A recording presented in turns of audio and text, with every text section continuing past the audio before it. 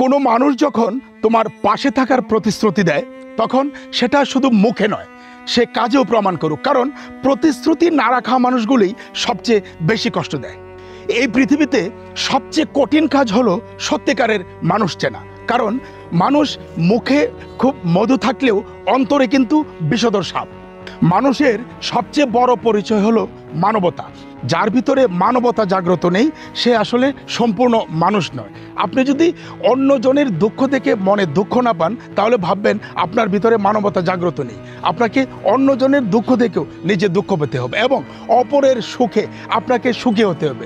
অপরের খুশির খবর শুনলে আপনি যদি খুশি হন তাহলে ধরে নেবেন আপনার ভিতরে মানবতা জাগ্রত আছে।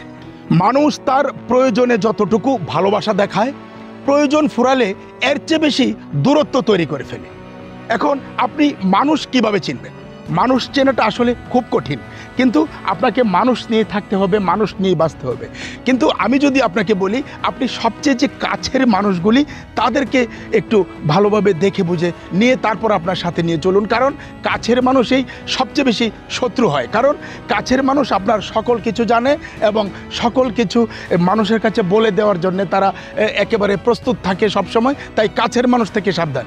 তবে মানুষ চেনার সময় হাসি মুখ দেখে নয়। আপনি মানুষ চিনতে পারেন যদি আপনার বিপদের সময় কেউ পাশে এসে দাঁড়ায়, তখন ভাববেন যে তিনি আসলে সত্যিকারের মানুষ। এবং নিঃস্বার্থভাবে কেউ যদি আপনার পাশে এসে দাঁড়ায় আপনার বিপদে, তখন একেবারে ধরিয়ে নিতে পারবেন যে তিনি আসলে একজন মানুষ এবং তার ভিতরে মানবতা জাগ্রত আছে।